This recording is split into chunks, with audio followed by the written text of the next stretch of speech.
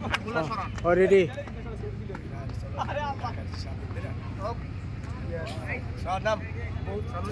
হ্যাঁ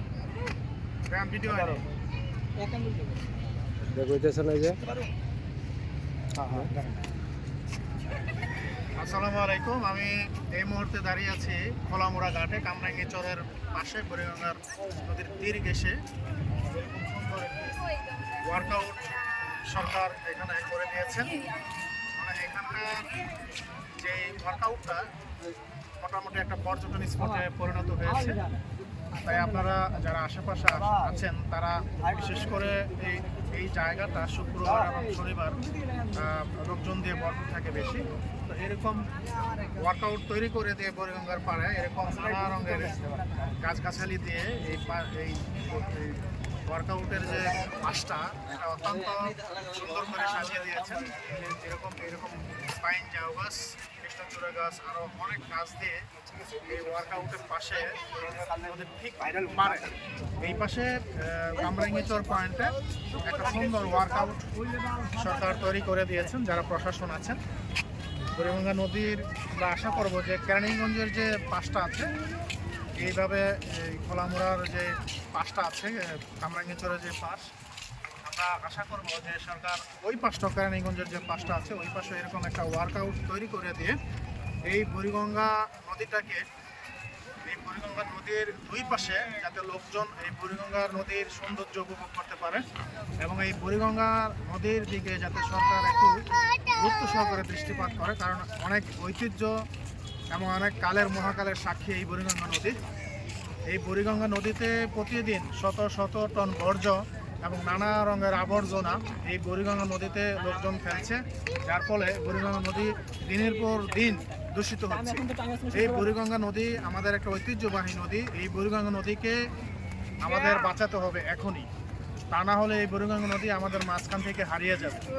তো সরকারকে আমি অনেক অনেক ধন্যবাদ জানাই, সাধুবাদ জানাই যে তারা খোলামুড়া ঘাটের পাশে বুড়িগঙ্গা নদীর ঠিক কোল ঘেঁষে এরকম একটি ওয়ার্কআউট তৈরি করে দিয়ে লোকজনের কিছুটা সময় অতিবাহিত করার জন্য, কিছুটা সময় কাটানোর জন্য এরকম একটা পরিবেশ তৈরি করে দিয়েছেন।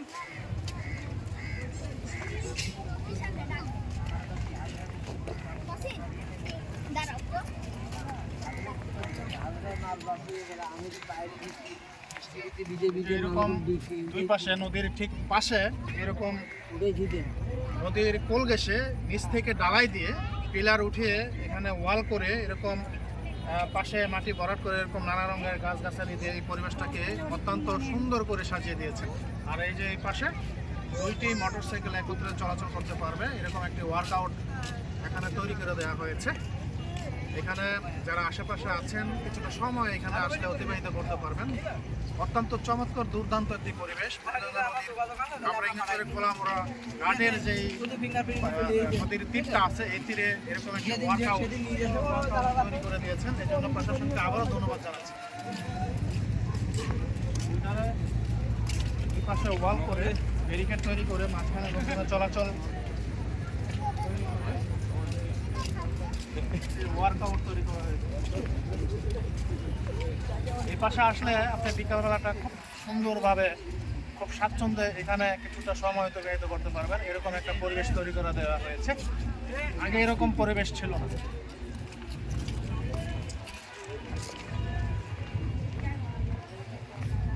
এটা না আমার কোনো যেদিনই যাই ওই দিনই করলাম আমার ভাই আগে ঘুরে ঠিক করে দাও।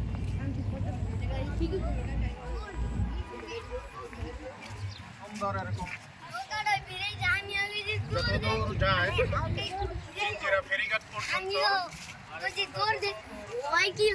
ওই পাশে হলো মোহাম্মদপুর ধানমন্ডির সীমানা পর্যন্ত এরকম ওয়ার্কআউট তৈরি করে দেওয়া হয়েছে। এরকম পাইন ঝাউ গাছ দিয়ে দুই ধারের তীরকে সুন্দর করে সৌন্দর্য বর্ধন গাছ লাগিয়ে তারা সুন্দর করে সাজিয়ে দিয়েছে। সুন্দর একটি পরিবেশ, আপনি চাইলে এখানে আসতে পারেন, পরিবার পরিজন নিয়ে কিছুটা সময় অতিবাহিত করতে পারেন। আমাদের পাশেই ঐতিহ্যবাহী বুড়িগঙ্গা নদী, সারা জীবন আমি এই না গেছি ওদিকে ধরেন আমাদের পাশেই ঐতিহ্যবাহী সেই অনেক কালের মহাকালের সাক্ষী এই বুড়িগঙ্গা নদী। বুড়িগঙ্গা নদীর ঠিক পারেই এই ওয়ার্কআউটটি সরকার তৈরি করে দিয়েছে। আচ্ছা সমস্যা নেই।